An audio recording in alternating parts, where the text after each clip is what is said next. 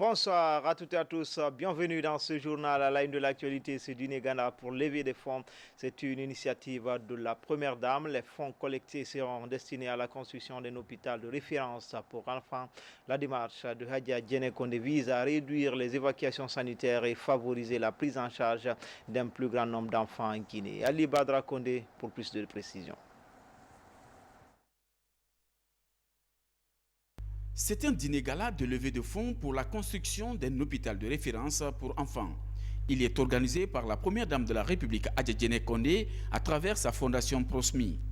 La réalisation de ce projet va réduire l'évacuation sanitaire et favoriser la prise en charge d'un plus grand nombre d'enfants. Établissement hospitalier de référence, il va répondre à toutes les exigences médicales dans le domaine de la pédiatrie. On est là parce qu'on a eu la chance et l'honneur d'être choisi par la première dame donc pour accompagner donc l'organisation, la réalisation de cet événement, de ce grand événement consacré à nos enfants. Et on a été tout de suite heureux et enchantés de participer donc à cette aventure-là. Et notre rôle, c'est d'accompagner donc la fondation Prosmi dans la réalisation de cet événement, de l'accompagner, de la conseiller. Selon les statistiques du Countdown, le taux de mortalité maternelle est passé de 980 à 690 décès pour 100 000 naissances de 2010 à 2015. Face à ce constat, la présidente de la Fondation Prosmi, à travers ce dîner gala, fait un plaidoyer auprès des partenaires pour la réussite de cet ambitieux projet. La cérémonie qui nous réunit aujourd'hui a pour but la collecte de fonds pour la réalisation du projet de construction d'un hôpital pour enfants dans la commune de Ratoma. Cette mobilisation de ressources permettra de financer la première phase du projet qui est l'étude de faisabilité. Et pendant la campagne présidentielle de 2010, j'ai eu l'occasion de visiter certaines structures sanitaires du pays. Vu leur état défectueux, je me suis promis de mettre en place une fondation qui s'occupera principalement de la santé maternelle et infantile. C'est ce qui fut fait le 11 février 2011 par la création de la FCDK Prosmi. La FCDK Prosmi que je préside a entrepris des actions pour apporter sa modeste contribution à la réduction de la mortalité maternelle et infantile dans notre pays. Grâce à la collaboration avec le ministère de la Santé, nous avons construit à travers le pays 5 centres de santé. Ces actions nous ont permis de fournir aussi des matériels médicaux, équipements et médicaments à des structures sanitaires avec l'appui de nos partenaires au développement. Outre la construction de l'hôpital, il est prévu un volet formation du personnel et une assistance technique. Le coût global pour la construction de cet hôpital de référence pour enfants s'élève à plus de 5 millions d'euros. Et puis les travaux de construction du barrage hydroélectrique de Soapiti vont bon train parallèlement à la poursuite des travaux. La délocalisation des villages touchés par le projet a commencé ce samedi. La cité moderne de Diaba a été inaugurée. Le point avec Nabi Kamara. C'est dans cette cité moderne où vont vivre désormais les populations de Diaba suite à leur déguerpissement de l'emprise du projet Soapiti. Chaque famille de ce village dispose ici d'une maison avec toutes les commodités conformément aux instructions du chef de l'État, professeur Alpha Condé. La remise des clés aux ayants droit a eu lieu samedi par une forte délégation gouvernementale conduite par le ministre de l'Énergie et de l'Hydraulique. C'est le même type de bâtiment, les mêmes architectures, les mêmes conditions de vie. Celui qui avait une case ronde, celui-là aujourd'hui a un bâtiment avec une chambre, une terrasse, un salon, plus des toilettes modernes. Ce que vous voyez là aujourd'hui, c'est la même chose que vous verrez là où nous sommes passés déjà dans le cadre du projet Kaleta. Le ministre de l'Administration du Territoire et de la Décentralisation a salué cette initiative du président de la République qui contribue grandement à l'amélioration des conditions de vie des populations rurales et à la lutte contre l'exode rural. Le village de Yaba donc a été relocalisé. Mais dans quel style? Un village moderne, tel que l'a annoncé au chef de l'État, le président Alpha Condé, n'est-ce pas, dans ses nombreuses adresses au peuple de Guinée. L'énergie est là. La route relie Conakry au village complètement par un béton bituminé de première qualité. Vous avez les espaces verts. Les communautés bénéficiaires de ce village flambant neuf se disent donc reconnaissantes des bienfaits du chef de l'État, professeur Alpha Condé, dans tout le pays, particulièrement à Tondon, où le progrès est en marche. Dans sa partie nord-est, les 147 hectares du port sec de Kabélé sont morcelés sur près de 8 hectares par des occupants illégaux. Je disais dans sa partie nord-est, les 147 hectares du port sec de Kabélé sont morcelés sur près de 8 hectares par des occupants illégaux. Malgré les séances de sensibilisation, ce phénomène s'éternise et il préoccupe les acteurs portuaires. Des mesures draconiennes sont annoncées par la Direction générale du port autonome. On fait le point tout de suite avec Fodé Camara. Sur le plateau de Kabélé, cette vue panoramique reflète le boom immobilier de la périphérie de la capitale. Ici à Dubreka, cette urbanisation tous azimuts touche les domaines publics. Dans le quartier Tobolo, les 147 hectares du port sec sont morcelés à quelques endroits par des gargotes et des télécentres. À côté de ces baraques, faciles à déguerpir pour cause d'utilité publique, des boutiques et des maisons se construisent, malgré des séances de sensibilisation. Ce domaine de 147 hectares a été employé au port sec sur titre foncier et sur décret. Mais fort malheureusement, les gens sont venus déplacer les pôles pour engager à l'intérieur et de pouvoir construire maintenant dans le reste. Cependant, les colonies universelles sont une sur un seul point dans l'univers. Donc ils ont pensé qu'en déplaçant la borne et en construisant là, c'est maintenant cette borne déplacée là qu'on va construire. Cependant, les coordonnées là sont universelles et c'est satellitaire. C'est la même chose qui se passe aux abords du port sec de Kabélé. La bande aux abords du port sec de Kabélé, sur le plan, c'est précis que entre la clôture du port sec et la route nationale qui fait 25 mètres, personne ne doit être là. Et les gens se sont évertués à mettre des kiosques, comme vous l'avez constaté, des kiosques sur près d'une quarantaine, cinquantaine de kiosques par une seule personne, des mosquées, pour empêcher vraiment qu'on respecte les règles de sécurité pour les occupants du port sec de Kabélé. À l'image de cet espace affecté au groupe Bolloré Africa Logistique, l'aménagement des 147 hectares du port sec de Kabélé fait son nid petit à petit, avec des perspectives d'interconnexion ferroviaire presqu'île de Kaloum-Kabélé pour le transport du clinker, des conteneurs et autres cargaisons. Une perspective prometteuse susceptible de diminuer le balai des camions à conteneurs, souvent source d'accidents. Un aménagement que le morcellement risque de freiner, ce qui motive cet ultimatum de la Direction générale du port autonome. Nous les interpellons, nous leur demandons de chercher à quitter dans les plus brefs délais dans ce périmètre concédé au port qui est le port sec de Kabélé. Sinon, les bulldozers viendront, ils feront leur travail. Nous ne ferons du tort à personne, mais tous ceux-là qui seront dans ce périmètre, nous casserons les bâtiments ou les projets de construction dans le périmètre concédé au port. Nous avons toute la documentation. À proximité du port sec, la carte d'occupation du parc industriel de Kabélé s'élargit de jour en jour. Un signal pour éviter toute occupation illégale de ce plateau stratégique. Un plateau qui attire les acteurs portuaires et autres opérateurs désireux de poser leur pierre pour l'essor de l'économie nationale et l'amélioration de l'employabilité des jeunes. La Guinée vers la mise en place de la Chambre de commerce, d'industrie et d'artisanat en attendant la finalisation du processus. Les élus au sein des régions rencontrent le ministre du Commerce. Sa principale préoccupation, finaliser ce processus qui perdure encore. Le point avec Mohamed Seyar Souma, Alpha Omar Diallo. Le blocus causé par la non-finalisation des élections au niveau de la Chambre du commerce, d'industrie et d'artisanat de Guinée est un frein aux activités commerciales dans notre pays. C'est pour trouver une solution face à cette crise que se tient cette rencontre entre le ministre du Commerce et les acteurs du secteur.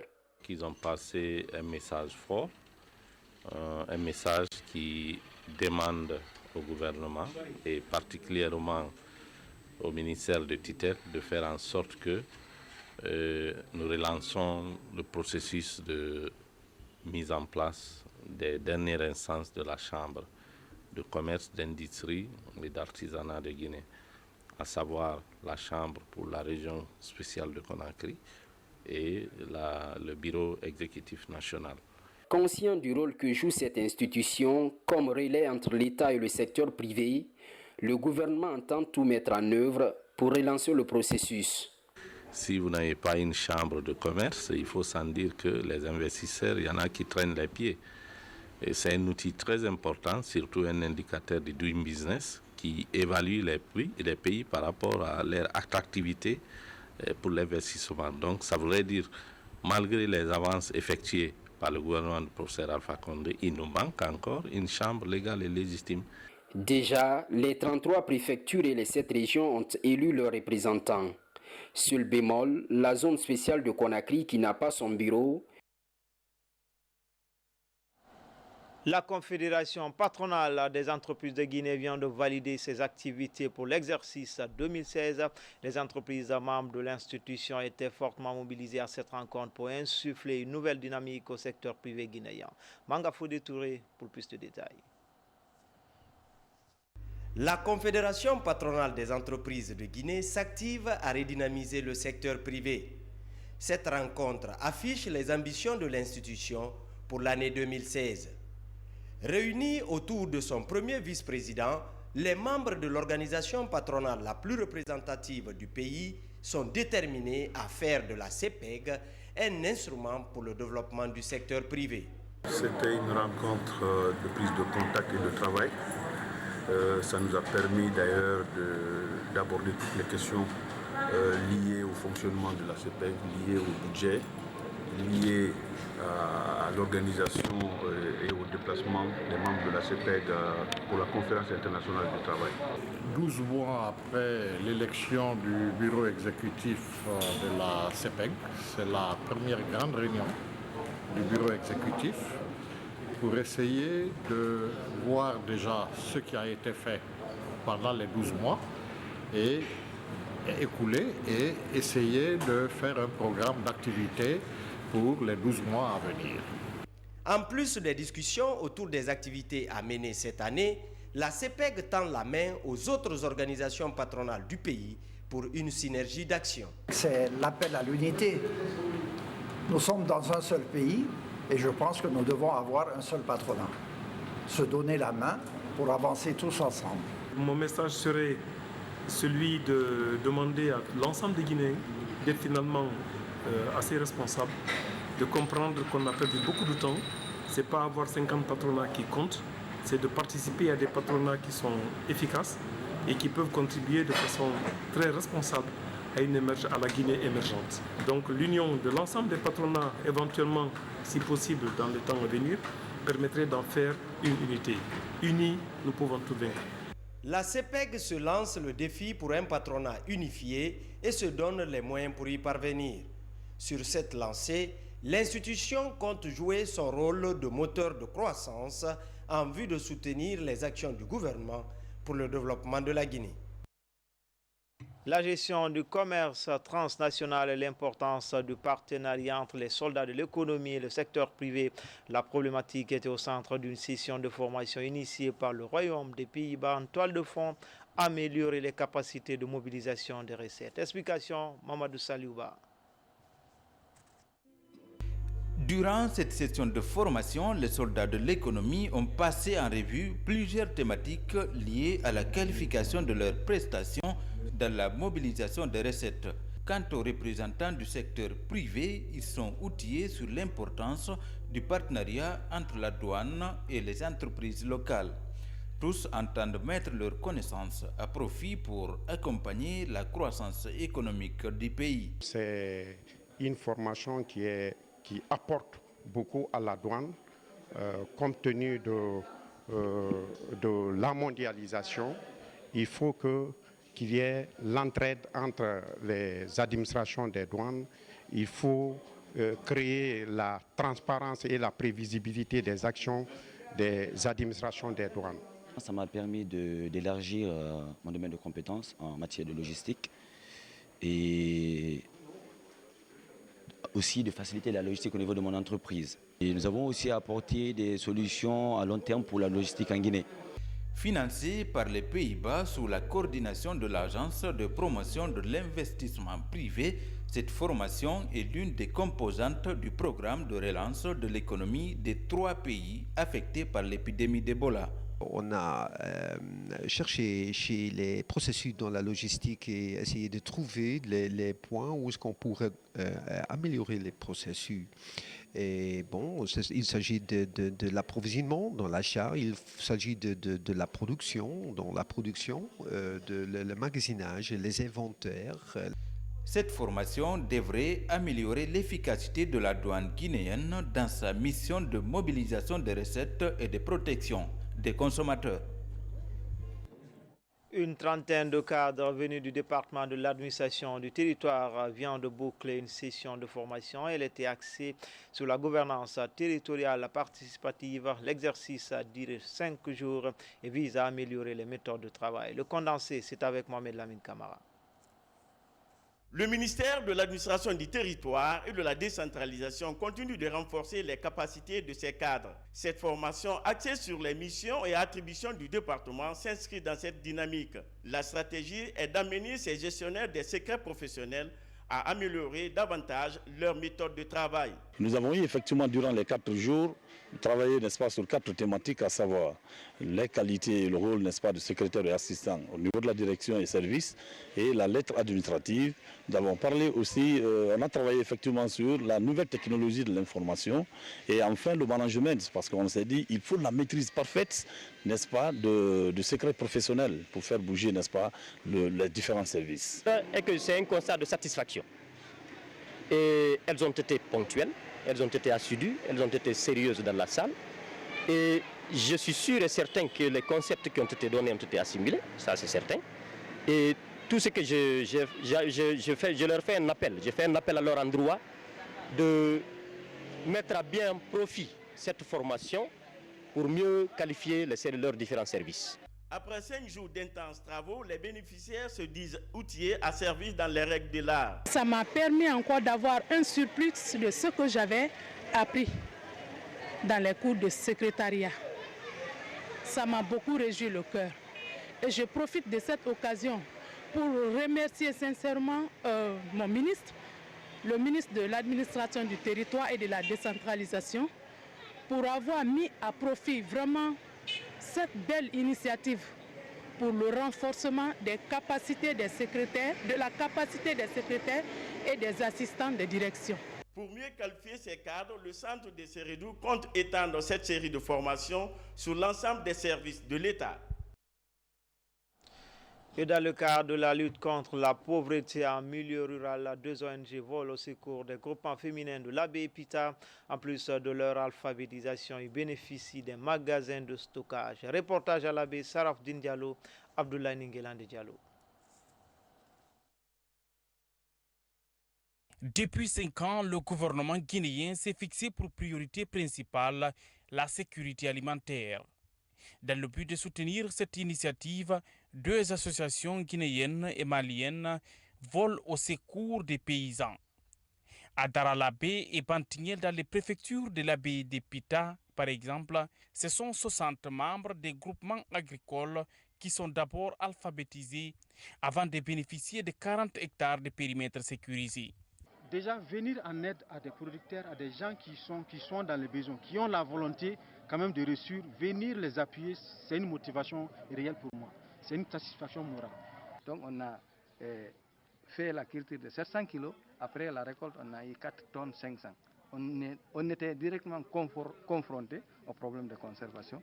Pour mieux aider ces paysans à conserver leur production, les deux ONG partenaires ont construit ce magasin de stockage de 100 mètres carrés. Avec cet appui, les bénéficiaires devraient non seulement augmenter leur rendement, mais aussi assurer une bonne conservation des semences et des produits récoltés.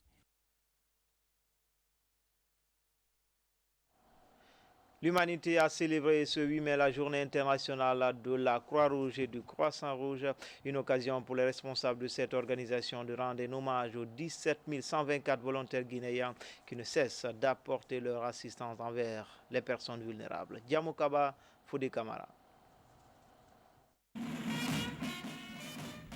Le 8 mai de chaque année, l'humanité célèbre la journée mondiale de la Croix-Rouge et du Croissant-Rouge. Cette année, la célébration est placée sous le thème « Partout pour tous », avec en ligne de mire donner un espoir teinté de neutralité et d'impartialité pour sauver des vies. En Guinée, la Croix-Rouge a fait ses preuves. Je prends l'exemple de la lutte contre Ebola. Les volontaires de la Croix-Rouge étaient au devant de la lutte à tous les niveaux. Ce sont eux qui ont conduit les actions de sensibilisation de proximité pour la participation de la population. Ce sont eux qui ont conduit les enterrements dignes et sécurisés. Le courage des jeunes volontaires à travers le monde est salué. Des volontaires qui apportent un soutien humanitaire aux personnes vulnérables. S'ils ne sont pas accompagnés, ils ne peuvent pas avoir la force nécessaire d'œuvrer sur le terrain, surtout que c'est un travail de volontariat qui s'est fait. Tout le monde a vu avec évidence la valeur, le résultat, l'impact de la Croix-Rouge pendant la période difficile du virus Ebola. Donc juste à la fin du virus Ebola, si nous célébrons la journée internationale de la Croix-Rouge, c'est de dire merci à ces voyants soldats qui n'ont pas d'armes à la main, qui n'ont que leur vie pour donner aux autres. Au cours de cette journée, du sang a été collecté pour sauver des vies dans les hôpitaux. 89 volontaires ont contribué pour cette assistance sociale aux personnes vulnérables. Ça nous a permis de collecter près de 80 poches de sang qui peuvent contribuer à la survie de la population. Alors, ce que je demanderai à la population, c'est de suivre toutes les informations liées aux dons de sang. Avec cette panoplie d'actes posés ça et là, la Croix-Rouge guinéenne s'engage à prévenir et à alléger les souffrances des personnes démunies. Dans le Nabaya, le projet Chimio-Prévention pose ses valises dans la région. La lutte contre le paludisme saisonnier est son cheval de bataille. La stratégie est nouvelle, mais elle est préconisée par l'Organisation mondiale de la santé. Le projet vise les enfants de 3 à 59 mois. RTG Kankan et l'âge Fodé Bangali Fofana.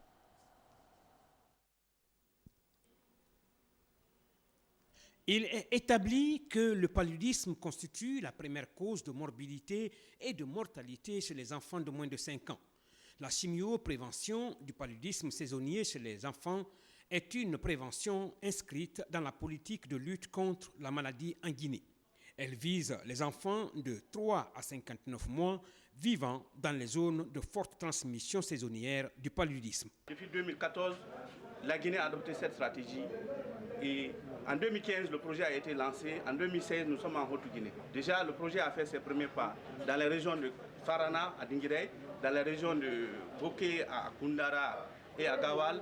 Aujourd'hui, nous sommes dans la région de Kankan pour les districts sanitaires de Madiana et de Sigiri. Nous avons fait d'abord une étude en 2013 qui a montré qu'on peut faire la chimio-prévention au niveau des 8 préfectures de la Guinée. L'étude qui a montré qu'à ce niveau de la région de Kankan, que nous pouvons mener cette nouvelle stratégie. Et là, à ce niveau, vous remarquez ici, avec le paludisme, nous avons souvent une prédominance saisonnière pendant la saison de pluie. Ce projet vient renforcer la stratégie de lutte contre le paludisme qui existe déjà. Les 2 districts de Sigiri et de Mandiana qui vont rentrer dans la ligne, il y a plus de 200 000 enfants.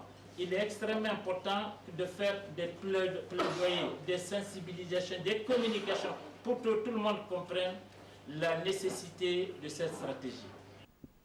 C'est sur une note d'espoir de pleine réussite que le directeur régional de la santé de Kankan a déclaré lancer ce projet dans les districts sanitaires de Mangana et Sigiri. Dans le Moria, en Compan, une des sous-préfectures de Benti dispose désormais d'un poste de santé. C'est une action de la NGR. À travers ce geste, la nouvelle génération pour la République entend améliorer l'accès aux soins de santé pour les 2000 habitants de cette localité. Baba Kouyate, Sadoubari. À 5 km de la préfecture de Forêt-Karia, le district de Nkopa.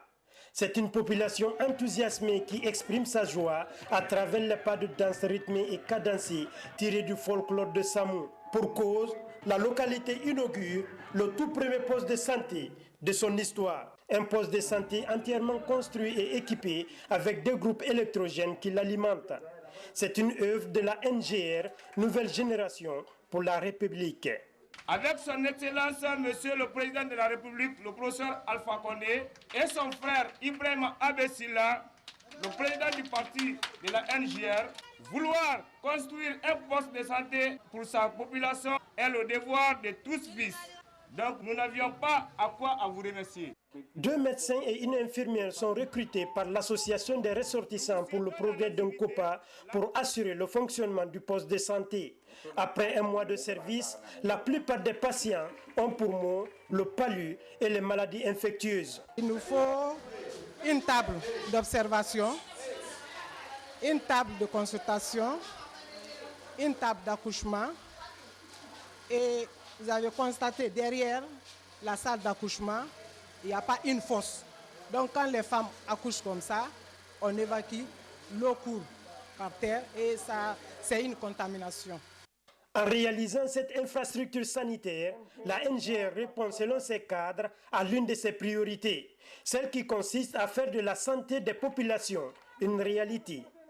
Un exemple fort que nous voulons donner à l'ensemble des partis politiques qui ont vraiment fusé dans le pays, je ne sais pas, comme des mouches, qu'ils comprennent que quand on fait de la politique, ce n'est pas pour se servir de la population, mais c'est pour servir la population. La NGR prend l'argent de sa poche pour le mettre à la disposition de la population. Je souhaiterais que les partis politiques qui sont sur le terrain arrêtent plutôt de prendre l'argent de la population pour aller l'investir ailleurs. Un autre défi à relever pour cette population de plus de 2000 habitants, c'est le collège de proximité. La construction de ce collège pourrait réduire de façon significative le taux d'analphabétisme dans la localité. L'éducation islamique des femmes, c'est le thème d'une conférence débat organisée dans le quartier Tombolia. Elle est initiée par la fondation Ousmane Ben Affan pour le développement en ligne de mire, sensibiliser les femmes sur le respect des fondements islamiques. Nabi Zakaria Bangoura. La promotion de l'éducation islamique des femmes s'inscrit en droite ligne des préoccupations de la FOBAD, Fondation Ousmane Ben Affan pour le développement. Cette fondation, créée en 2014, a formé une centaine de femmes à la pratique et au respect des principes de l'islam. Elle a pour objectif renforcer et consolider l'unité nationale, la cohésion sociale, la solidarité entre les couches sociales, alphabétiser les femmes et les jeunes filles, réhabiliter le patrimoine culturel islamique, sensibiliser la population sur la loi religieuse et les principes de Saint-Coran. Conformément à ces objectifs, la FOBAD a organisé cette conférence islamique sur le thème « L'éducation islamique des femmes ». Elle est animée par Elhadj Mohamed Alassane Labaya Kamara, imam ratib de la mosquée de Kountia Centre. D'entrée de jeu, le conférencier a défini l'islam comme religion de paix et de tolérance. Il a sensibilisé les femmes sur leur rôle et la place qu'elles occupent dans la religion musulmane. Toute société, la femme qui est nécessaire, qui est à la fondateur. Une fois que la femme est instruite, vraiment la société est bonne, est normale, est très facile maintenant à régner. C'est une pilier fondamentale, que ce soit dans le plan islamique ou bien social. Cette conférence a été marquée par des démonstrations des femmes sur des connaissances reçues sur les principes du Coran et les hadiths du prophète Mahomet, paix et salut sur lui. une façon d'attirer d'autres femmes à faire mieux pour l'épanouissement de l'islam en Guinée. On va initier cette conférence pour que les femmes viennent aussi s'instruire avec nous, puisque vraiment dans ce monde-là, presque les hommes ont remporté. Donc nous voulons que les femmes aussi puissent connaître quelque chose dans l'islam. La Fondation Ousmane Ben Affana pour le développement compte organiser d'autres conférences à l'intention des femmes guinéennes. Cela pour permettre aux femmes de veiller au respect strict des principes de l'islam. Ce communiqué du ministre de la Défense nationale, le ministre d'État à la présidence de la République, chargé de la Défense nationale, a la profonde douleur d'annoncer au peuple de Guinée, au nom de Monsieur le Président de la République, chef des armées, le décès du colonel Keleti Gifaro, conseiller du chef d'état-major général des armées, ancien ministre, secrétaire général à la présidence de la République et ancien ministre de l'Agriculture. Décès survenu ce dimanche 8 mai 2016 aux environs de 8 heures des suites d'une courte maladie.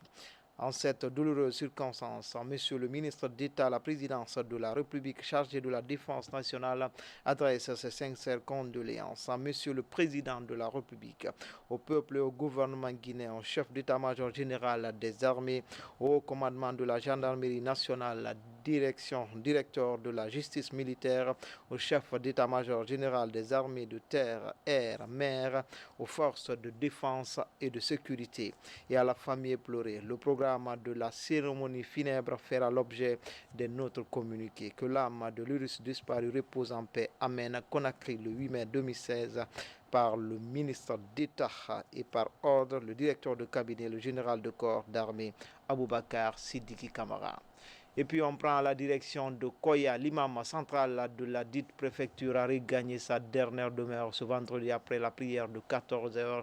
Et l'âge Omar s'est éteint dans la nuit du mercredi après avoir dirigé la prière à la mosquée centrale de Koya pendant 37 ans.